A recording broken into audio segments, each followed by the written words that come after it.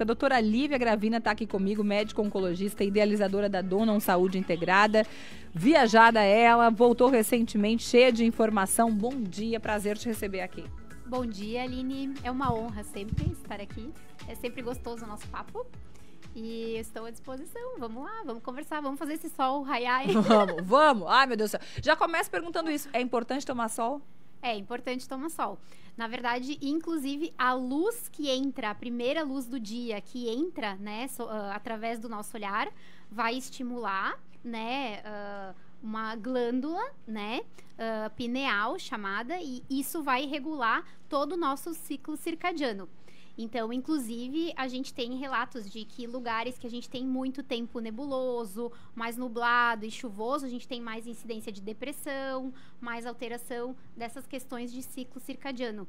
Então, o dormir durante a noite, estar acordado durante o dia, ter a luz do sol, primeiro raio ali da manhã entrando, conseguindo a gente entender esse tempo do nosso corpo, que já é dia, que é a hora de estar ativo, é super importante.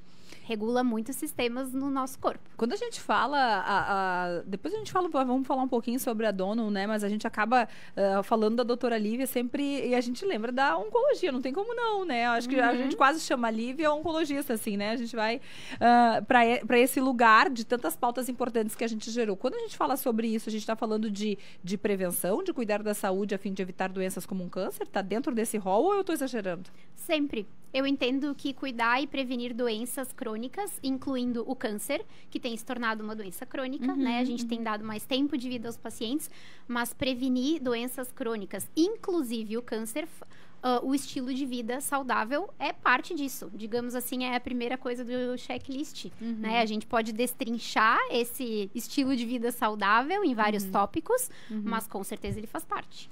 É uma das formas, né, de prevenção. E quando a gente fala de prevenção, a gente está falando de, supondo que tenhamos um diagnóstico, viver mais ou viver melhor com o tratamento? Também. Estando com o estilo de vida dentro do que a gente espera como ideal? Com certeza absoluta. A gente tinha até um tempo atrás, eu acho, uma visão bem restrita em relação a isso, inclusive nós oncologistas, né, médicos oncologistas, no sentido de que, bom, se eu tenho uma doença mais avançada, uma doença já metastática, que é um tratamento, o tratamento paliativo tinha esse intuito de talvez deixar o paciente, assim, numa qualidade de vida, mas não focando em hábitos saudáveis. E o que aconteceu? Com o avançar dos tratamentos e as tecnologias, a gente tem dado mais tempo de vida aos pacientes, uma sobrevida melhor. E o que importa é que a gente dê sobrevida, mas qualidade também. Então, a gente começou com esse tempo mais longo que a gente tem dado aos pacientes, mesmo com uma doença mais avançada, a gente começou a entender que é muito importante priorizar o estilo de vida, até mesmo quando a gente está falando de uma doença mais avançada. Doutora, esse congresso, eu até perguntava nos bastidores, né? Foi um congresso, correto? É um congresso? Do que ele trata para a gente entender um pouquinho mais? Porque eu falei para nossa audiência durante a semana, queríamos falar dele e falava sobre saúde funcional. É disso que a gente está falando? Um pouquinho disso? Isso, é de medicina funcional. Na verdade, ele é a conferência, né, internacional anual do Instituto de Medicina Funcional dos Estados Unidos, que é a sociedade maior do mundo, né, no estudo da medicina funcional. É a sociedade de maior respaldo, é a sociedade que tem mais publicações, é a sociedade que tem ali como principais figuras, né, mentoras, grandes nomes da medicina, pesquisadores de Harvard, de Stanford, a gente fala de Cambridge, então a gente fala de pessoas que são ícones na medicina funcional fazendo parte dessa sociedade. E esse congresso inclui, então, né, tópicos, a cada ano ele inclui tópicos que eles julgam importantes. Esse ano, então, incluiu inteligência artificial, mas vários outros tópicos para a gente fazer essa interface, né? Como a gente lida com uma inteligência artificial, mas mantendo o atendimento humanizado.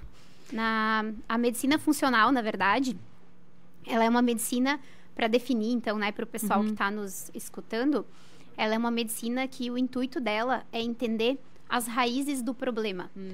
Porque dentro dessa medicina, a gente entende que a gente não consegue atingir uma cura do paciente para qualquer dos problemas que ele esteja enfrentando, se a gente primeiramente não entender a causa raiz disso. E nem sempre é uma causa só. Que daí a gente tem naquela coisa na cabeça. Não, para esse problema é essa causa e daí temos essa solução. Normalmente são causas multifatoriais.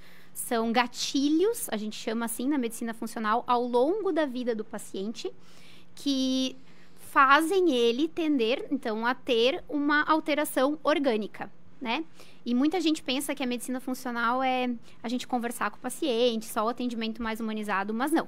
Ela é pautada também em questões bioquímicas, genéticas, moleculares, evidência científica, robusta, artigos. Então, a gente traz isso para aquela medicina realmente das drogas, das medicações e acrescenta isso à qualidade técnica que a gente tem. Nunca é ou um ou outro.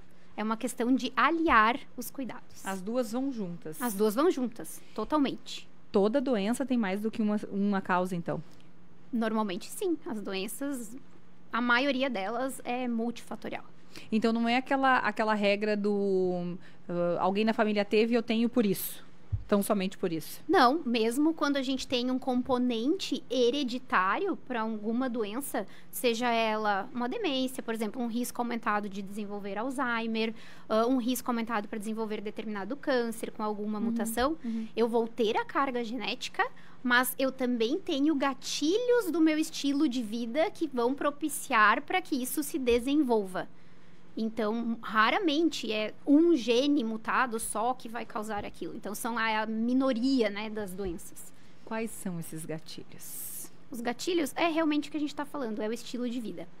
Porque o que acontece? O estilo de vida e o nosso ambiente que a gente está inserido, eles funcionam com os genes no que a gente chama de epigenética. Epi está acima, então acima dos genes. Quando a gente tem gatilhos ruins do nosso estilo de vida, aqueles genes que já estão alterados, digamos que seriam o nosso calcanhar de Aquiles, né? A nossa, assim, a deficiência que a gente tem, onde a gente deveria cuidar. Se a gente estimula eles com hábitos errados, que não são tão saudáveis, a gente vai deixar esse gene, digamos assim, eu vou usar um termo aqui bem... não, digamos assim, técnico, claro, né? Pra gente entender. Pra linguagem leiga. A gente vai como se fosse deixar esse gene ruim mais ativado, mais solto, para que ele exerça a sua função. Então, o que a gente faz com os hábitos de vida é tentar controlar essa carga bioquímica, genética, tudo que a gente tem como histórico, né? Entendemos e já sabemos algumas coisas, a gente já sabe do estilo de vida.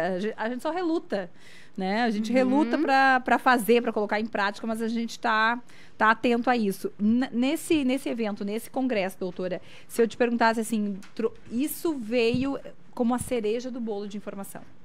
Tem não, tem várias cerejas. Tem várias cerejas. Posso dizer duas? Pode. Tá. A primeira, com certeza, é ciências ômicas, a gente chama, que é a genética, a genômica, a metabolômica. O que é metabolômica? É um passinho ainda antes, né, desses genes, é o produto desses genes, as proteínas. Hoje em dia a gente já tem como medir isso em exames de urina, especialmente, tá? Então, a gente está indo cada vez mais num passo avançado do ponto de vista molecular. E o mais legal é que a gente está aprendendo como ver essas informações genéticas e moleculares associadas à medicina funcional. Então, às vezes, a gente tem um paciente com uma queixa, e isso é muito individual. Quando tu atendes o paciente, tu entende que aquela queixa é o que incomoda o paciente. E aí, quando a gente tem exames genéticos, moleculares e vai mais a fundo, a gente consegue realmente entender a individualidade de cada um. Por que aquela é uma queixa importante para aquele paciente? Por que aquela é uma dificuldade? Pode ter uma dificuldade para a Aline, uma dificuldade para a Paola, uma dificuldade para a Lívia, que elas são dificuldades diferentes, né? E às vezes na medicina a gente tende, como médicos, numa consulta rápida, numa consulta que é limitada muitas vezes por tempo, por múltiplas questões, a gente não precisa entrar nesses detalhes, a gente tende a dizer assim, não, aqui o que precisa é fazer exercício. Mas, às vezes, esse paciente vai ter dificuldades intrínsecas dele, que ele traz da vida geneticamente, que talvez torne isso mais difícil dele colocar esse hábito na vida. Ou alterações do sono. Tem pacientes que podem ter mais propensão a ter alterações do sono. Então, vai ser mais difícil a gente controlar isso. E tem estratégias, quando a gente enxerga esses exames e o paciente, a queixa dele, do ponto de vista bem individual, existem estratégias específicas para a gente trabalhar. Então, ciências ômicas, resumindo, é o primeiro insight que eu acho que está despontando. Eu não acho mais que é o futuro. Eu acho que é o presente, porque a gente tende a dizer isso, né? Não, essa coisa de genética é o futuro. Dosar proteínas, exames mais específicos é o futuro. Não, é o presente. Talvez, infelizmente, não acessível ainda, do ponto de vista do sistema público, mas é o presente. Eu acho que não tem mais como separar isso. E aí eu já fico pensando, antes de falar da segunda cereja, que não basta, então, vez ou outra, quando eu vou fazer o meu check-up, eu fazer aquele hemograma. Não é só o hemograma, não. Sabe? Não. Porque eu tenho certeza, doutora absoluta, eu consigo ler o pensamento da minha audiência em casa, fazendo chimarrão agora. Agora a pessoa tá fazendo chimarrão, virou a erva. Agora o pessoal virou a erva com essa minha informação. Porque a gente achava que, se eu fizer fizer um hemograma, sei lá, uma vez por ano, tal, e eu mesmo olho ali meus resultados de referência, e daqui a pouco eu acho que tá bom. Não é suficiente. Não, eu sempre digo que se a gente tiver esse pensamento, é talvez porque a gente não estudou o suficiente. Infelizmente, é isso, né? Na verdade, há 2 dias atrás, eu estava revisando, vou dar uma aula semana que vem de câncer de cabeça e pescoço, bem específico para pessoal de nutrição, psicologia, área da saúde, médicos, dentistas. E eu me deparei com um estudo, e eu adoro essa parte mais funcional, de nutrição, que interage. E eu me deparei com um estudo que dizia sobre níveis de zinco se correlacionando com tempo de vida em pacientes com câncer de laringe. E aí eu me perguntei, poxa vida, e quantas vezes a gente dosa o zinco em pacientes que têm câncer de laringe? Zinco é um exame que o SUS dá, entendeu? E aí a gente começa a se questionar várias coisas, mas lá tá o dado, que deficiência de zinco ao diagnóstico, o paciente vai viver menos. Olha aí. Agora eu já lancei uma bomba aqui, né? Mas eu só trouxe isso como exemplo. Então, às vezes, a gente acha que é uma medicina... é uma medicina feita lá, que não tem muito embasamento, é uma medicina que não justifica todos aqueles exames. O convênio não está cobrindo todos esses exames, tem uma dificuldade. Então, nesses detalhes a gente não precisa entrar, né? Do que cobre, o que não cobre, mas a gente precisa entender que existe fundamento... Quando a gente faz uma anamnese bem completa, detecta algumas deficiências nesse paciente, sugestivo, né, de algumas deficiências, e a gente precisa, sim, entender por que a gente precisa aumentar essa gama de exames solicitados. Mas uma das principais coisas que eu falo isso nas aulas, né, para os meus alunos da faculdade, não adianta eu pedir um exame que eu não sei o que eu vou fazer com ele. Não adianta eu pedir um exame sem embasamento do porquê que eu estou pedindo. Né? Então, se eu tenho dado que zinco altera a sobrevida do paciente, talvez está justificado eu solicitar um zinco. Estou dando esse exemplo que eu trouxe do artigo. Entendi. E assim com outros exames. Então, não é simplesmente botar uma lista de 100 exames, mas, né, sem fundamento. Mas, muitas vezes, a gente precisa olhar a queixa do paciente e rastrear coisas que, às vezes, não são tão óbvias, né, na nossa rotina. Segunda cereja? Segunda cereja é a palavra propósito, tá? Ter um propósito na vida, a gente teve várias apresentações durante o congresso e uma delas, a principal, foram com dados mostrando que ter um propósito definido na vida das pessoas aumenta a chance delas engajarem com estratégias de tratamento, aumenta a chance delas estarem fisicamente mais ativas, reduz taxas de inflamação, diminui risco de doenças cardiovasculares e um estudo mostrou, inclusive, um estudo menor, prospectivo, mostrou redução da taxa de mortalidade.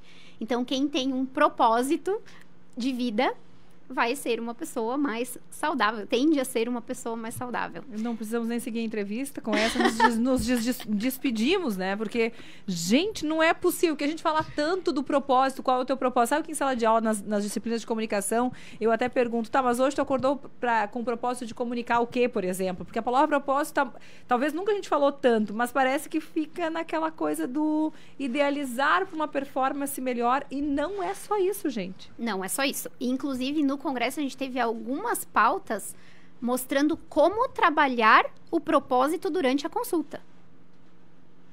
Então, não é só assim perguntar para o paciente qual é o teu propósito. O paciente diz, não sei qual é o meu propósito. Bom, existem formas e etapas que a gente trabalha isso e perguntas específicas para fazer ao paciente. Talvez a gente não define isso numa consulta, talvez ele vai precisar de outros auxílios, outros profissionais, mas a gente tem formas já. Então, o que eles induziram a gente é o seguinte, faz parte do teu cuidado e das condutas que tu tem também tentar trabalhar e tem estratégias para trabalhar, passos para trabalhar o propósito na vida do teu paciente. E olha que significativo, porque eu tenho certeza que a audiência também tá se perguntando agora, não sei se a gente tem clareza do propósito. De repente é o propósito do ano, é o propósito financeiro, é o propósito da carreira, mas e o meu propósito de vida? Estou me perguntando aqui agora e eu tenho certeza que a audiência também está fazendo isso. Mas ele pode ser cíclico, né? Ele não precisa ser uma coisa assim, nasci e preciso desse propósito especificamente. Desde que ele esteja claro. Esteja claro. Existem várias coisas que estão intrínsecas nisso, no propósito. Algumas perguntas são o que a gente entende que a gente tem o dom de fazer, o que a gente entende que a gente é bom em fazer, o que realmente desperta paixão. Então, não são só essas perguntas, mas essas são perguntas inclusas na definição de um propósito.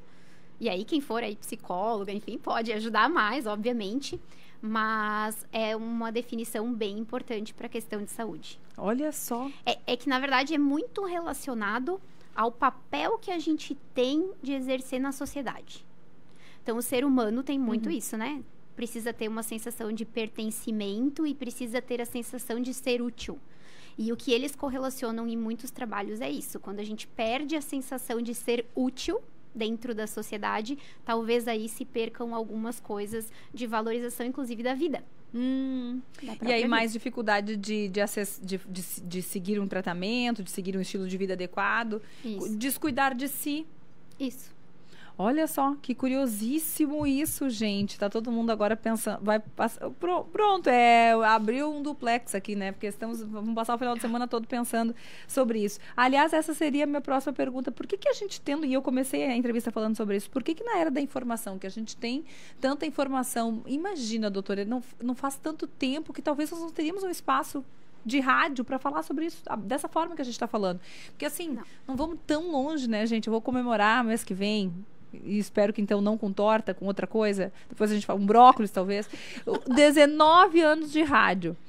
Então, não faz tanto tempo. Na minha jornada é muito tempo. Tenho mais tempo de vida aqui dentro do que fora daqui.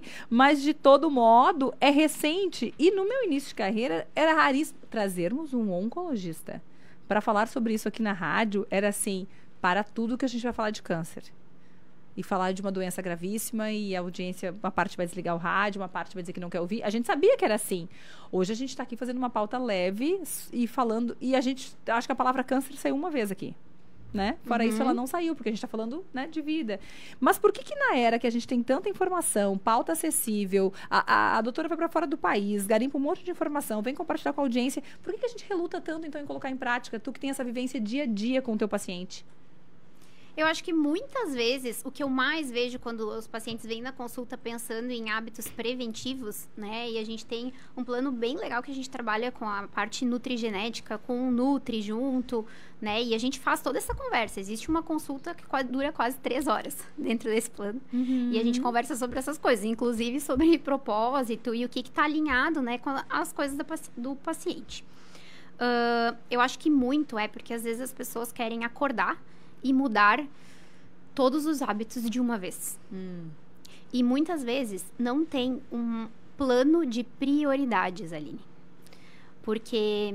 E aí eu acho que os exames, por exemplo, os painéis nutrigenéticos, eles conseguem dar um grau de autonomia muito importante ao paciente que quer se cuidar, ao paciente que está interessado em melhorar a sua saúde. A gente precisa, né, esse é o nosso público, não vai ter alguém que vai procurar esse exame ou essa prevenção se ele não está preocupado, alinhado com isso.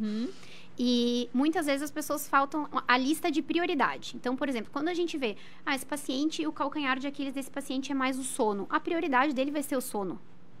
Não adianta, e aqui eu não estou dizendo que não é para ir treinar, né, digamos assim, mas não adianta se eu dormir 4 horas, 3 horas, eu acordar e ir para academia. Qual vai ser meu resultado em relação à massa magra? Qual vai ser o resultado desse meu treino que eu vou ter? Entendeu? O quanto isso vai repercutir no meu corpo. Então, primeiro a gente ajusta o sono e depois a gente vê questão de treino. Se essa for uma prioridade, a segunda prioridade do paciente. Se a segunda for a questão mais alimentar ou de algum perfil de dislipidemia, né? Colesterol, triglicerídeos, risco cardiovascular ou alguma deficiência vitamínica, que a gente trabalhe isso. Então, a gente entrega prioridades. Eu acho que a principal dificuldade das pessoas é porque realmente existe essa ânsia assim, hoje eu acordei e vou mudar tudo. Então, muitas vezes dietas restritivas. Eu acho que às vezes a gente precisa lançar mão de alguma restrição em acompanhamento profissional, mas elas são estratégias, são períodos para identificação, diagnósticos, eventualmente. Mas a pessoa acorda e diz, né, então essa semana eu vou fazer jejum, não sei quantas horas, a dieta restritiva por não sei quantos dias, eu vou ir todos os dias na academia, e eu vou de manhã e vou de noite. E aí é isso, prejudica várias coisas. E uma das coisas conversadas no congresso também é que quando a gente vai interferir em mudança de hábitos dos pacientes, a gente precisa fazer isso em doses homeopáticas. Não só mudanças de hábito, mas quando a gente lida também com traumas da pessoa. E às vezes a gente nem sabe os traumas que a gente tem. E eles repercutem no nosso comportamento. Então, quando a gente vai fazer intervenções, elas precisam ser em doses homeopáticas. Uhum. Se um médico, um profissional da saúde decidir que precisa dar uma lista para o paciente, veio consultar, tenho 20 minutos, deixa eu te dizer, tu precisa mudar isso, entrega para o paciente, a chance de aderência, digamos, virtualmente, seria 0. O paciente fica traumatizado com a informação do que ele tem que mudar. É muita coisa. Então, é isso que a gente tenta fazer, auxiliar em elencar prioridades do que é importante para aquele paciente. Agora é isso, depois daqui a um mês talvez vai ser outra coisa. Isso aí. Olha só. E aí o paciente tem um norte, né? Exato, até onde eu vou, ok. Não adianta eu ir para o segundo, terceiro, quarto passo se o meu básico lá não está funcionando, né? O que eu mais preciso, o que eu mais tenho carência, deficiência, não está funcionando. Doutora, eu percebo que na tua fala, sempre que a gente tem a oportunidade de conversar junto, Vanier, programa maravilhoso, pauta maravilhosa. Sim, eu sabia que vocês iam amar. É isso, gente. Eu conheço a minha audiência.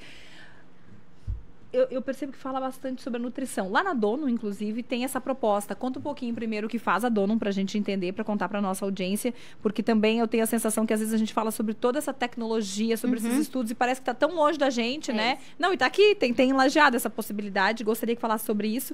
E já emendo perguntando sobre esse papel da nutrição. Numa coisa não tá longe da outra, então. Tá sempre junto. Sempre juntinho. Juntinho, anda alinhadinho junto.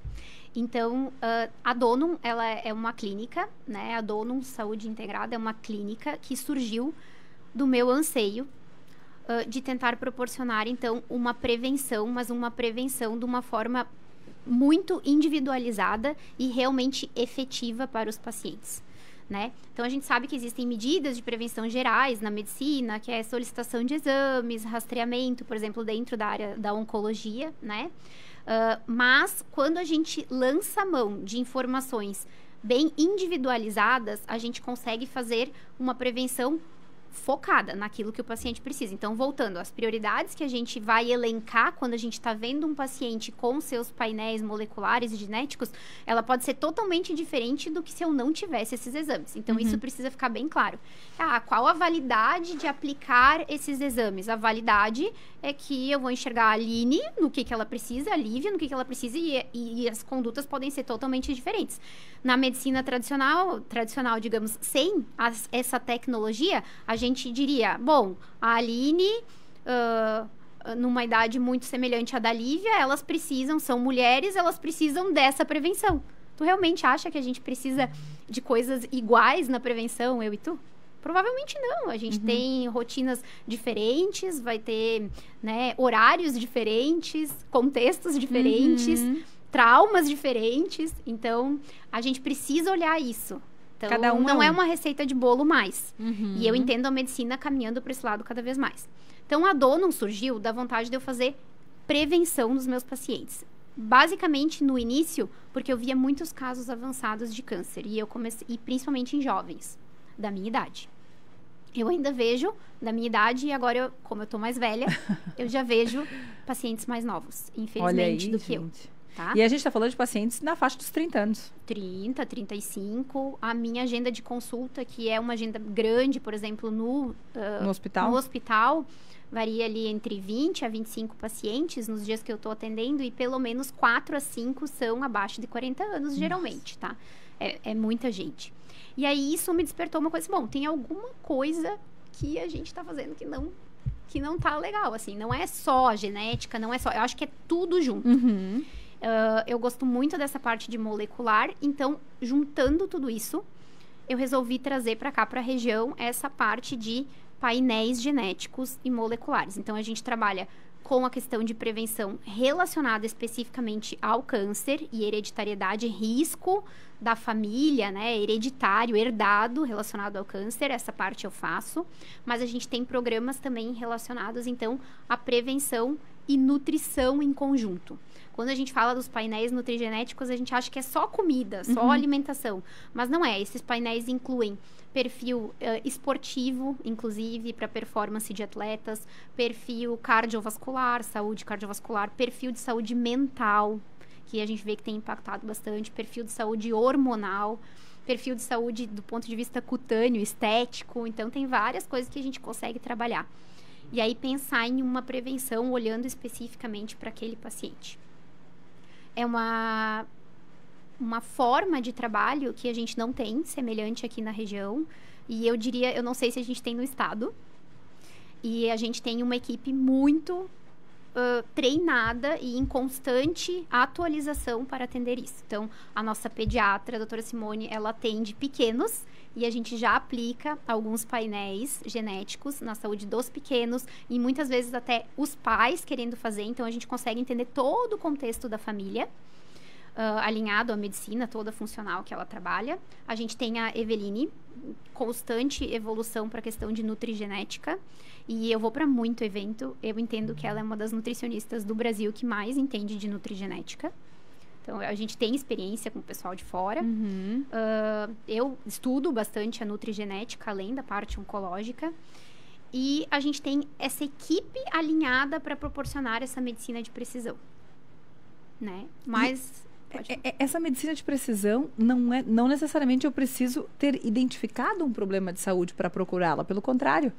Não precisa. Me sinto bem, mas eu gostaria de saber se estou mesmo bem, se posso melhorar. É para esse paciente também. É para esse paciente. A gente tem, inclusive, o que os médicos mais gostam, né? Dados na literatura mostrando que quando o paciente conhece o seu perfil genético, ele adere mais ao tratamento. Por isso, porque a gente entende, é uma informação que ela, até hoje, na medicina atual, hoje, que dia é hoje? 21 de junho. 21 de junho de 2025, a gente não tem perspectiva de mudar esses genes para a população de forma geral. A gente tem algumas técnicas para doenças e tratamentos, mas a gente não mudaria esses genes, é a carga que você nasceu. Então, essa informação, ela é imutável, mas o que é uma janela de oportunidade é o que eu faço com essa informação. Então, eu brinco, né? A gente diz, genética é destino. Talvez, não é que é destino, na verdade, ela é um dado, a gente não vai fugir daquilo ali, é um fato. Quando a gente enxerga o que eu recebi do pai, o que eu recebi da mãe, é aquilo. Mas ela é uma oportunidade, porque eu enxergando onde estão as minhas deficiências, eu vou focar naquilo para trabalhar. E aí eu vou fazer uma prevenção mais assertiva. E eu não vou deixar de fazer toda a restante da prevenção, baseada em dados populacionais. Eu preciso fazer o meu Papa Nicolau, eu preciso fazer minha mamografia. A gente vai continuar utilizando dessas estratégias, mas a gente vai num ponto que eu diria que é um ponto antes disso. Assim, justamente nisso, quando a pessoa está procurando saúde, melhorar a saúde, se conhecer mais, né? Quem te acompanha na rede social, lá no Instagram, sabe que da tua suplementação, das tuas cápsulas. E a gente quer saber, também a regra é a mesma, não é para todo mundo, mas todo mundo deveria saber, pelo menos se precisa, como é que funciona. Porque a gente, quando toma uma cápsula de suplementação, a gente acha, uau, agora estou suplementada. Daí a gente olha o stories da doutora Ali e pensa, não estou. Ou ela está muito, gente. Como é que funciona isso? Então, a minha suplementação, eu como Lívia, indivíduo, ela muda bastante. Então, há um mês atrás, ela tinha 3 coisas. Agora, nesse período que eu tô passando agora, ela tem um pouquinho mais de coisa, né? Vai muito em relação ao momento que a gente tá vivendo. Nem todo paciente precisa suplementação. E, às vezes, a gente, inclusive, olhando testes nutrigenéticos, a gente diz pra pessoa. Não precisa nem de vitamina Olha só, D, que não é uma precisa, polêmica. porque tá fazendo tudo aqui certinho, né? E tá... Vitamina D é uma das coisas que a gente mais suplementa. Ah, tá. Porque é muito comum a deficiência. Tá baixo. Mas, eventualmente, vai pegar um paciente que já está com um nível adequado e a gente vai dizer, neste momento, não precisa suplementar. Mas a gente olha o exame e diz, olha, mas existem polimorfismos, alterações na parte de... metabolismo da vitamina D. Então, é interessante, talvez, tu dosar daqui tanto tempo. Então, a gente orienta em relação a isso, tá? Mas existem pacientes que podem não precisar de suplementação. É difícil, né? Porque a gente precisa um contexto muito peculiar, um paciente que esteja aderente a vários hábitos. Em relação à vitamina D, por exemplo, se eu morar no Nordeste, tiver um tom de pele mais escuro, né? Talvez eu não precise tanto da suplementação de vitamina D, porque eu consigo pegar o sol, daí tu dosa nesses pacientes, às vezes pode estar num nível adequado. Mas nós, aqui no sul, inverno, nublado, pele branquinha, a gente não consegue ficar o tempo que precisa lá exposto ao sol, nas áreas que é necessário estar exposto. Então, normalmente aqui no sul a gente precisa suplementar. Mas varia muito. Então, vou te dar só um exemplo. Mães, né, na parte da maternidade que estão amamentando. Não tem como a gente pensar assim que essa mãe não vai ter uma suplementação, por exemplo, de ômega 3, tá? Inclusive, tem dados relacionados à qualidade lá né, da saúde da criança quando nasce, quando essa mãe não foi bem suplementada nas suas deficiências durante o parto. Inclusive, parto prematuro, várias coisas. A doutora Simone domina isso perfeitamente. A gente tem alguns conteúdos na rede social. Então, assim, tem períodos da vida que a gente vai precisar de suplementações específicas. E muitas vezes isso não tá claro. Não tá claro nem para os pacientes e, às vezes, nem para os profissionais da saúde. Então, porque a gente tem a sensação que é isso para a vida toda. É aquela cápsula da vida toda. Não necessariamente seja, então. E uma das visões é, vou fazer um teste nutrigenético para entender o que eu preciso de cápsula. Não é esse o nosso objetivo. A gente diz que o teste nutrigenético ele é muito mais para pessoas entenderem como um todo. Porque às vezes não tem nada relacionado à cápsula e sim, por exemplo, o meu perfil, como eu lido com o estresse do ambiente, como que é o meu perfil de saúde mental, se eu sei que eu vou estar inserido num ambiente de estresse, qual a minha chance de desenvolver um burnout. Então, tem coisas muito mais, assim, né, risco de demência, risco de desenvolver Alzheimer, intolerâncias alimentares que são importantes, que às vezes o paciente não tinha nem ideia, né, que poderia estar desenvolvendo. Então, tem coisas mais profundas do que só vamos fazer esse teste para entender quantas cápsulas você precisa tomar durante o dia, né? Doutor, eu queria ficar falando contigo 5 anos aqui, ó, e pela nossa audiência, pelo comentário aqui da nossa audiência, todo mundo gostaria também. Mas tu fica comprometida comigo de voltar aqui com a Simone, então. Simone, tá bom. Pra gente fazer um papão, assim, falar sobre muita coisa. E tirar algumas coisas que provavelmente são estereótipos que a gente algum momento ouviu, aprendeu e acha que é aquilo a vida toda, né? Que não vai mudar. E olha que tamanha ignorância a gente que é leigo, né? Porque se os congressos existem para atualizações, é porque as coisas mudam. E uma frase que me incomoda muito na comunicação e agora acho que na saúde também, que mas antigamente era outro cenário. Antigamente a gente fazia assim, antigamente a gente mandava fax. Não, e hoje, o antigamente é o ano passado, né? Exato. Sabe que na comunicação os meus alunos falam muito isso. Mas é que antigamente a gente fazia... Eu falo, sim, a gente mandava fax, a gente mandava cartas. Hoje a gente faz uma videochamada, a gente tá quase se teleportando. Então, a regra mudou, né? E é muito rápido. Eu entendo que tu tem isso na tua área e a gente tem isso na nossa área. Então, a gente diz assim... Eu sempre digo para os alunos, muito cuidado quando a gente vai dizer, isso não tem evidência, isso não tem respaldo, isso... Você sentou e estudou esse tema a fundo ultimamente? Se você não fez isso, de rastrear toda a literatura para entender, não fale que isso não tem evidência, entendeu? Então, isso é muito difícil, às vezes, né, para os profissionais. E eu entendo isso que deve repercutir em todas as áreas, com a tamanha evolução que a gente tem, inteligência artificial, todas as coisas. A Donum tá no Instagram, pra quem quer seguir agora, @Donum. Donum Saúde.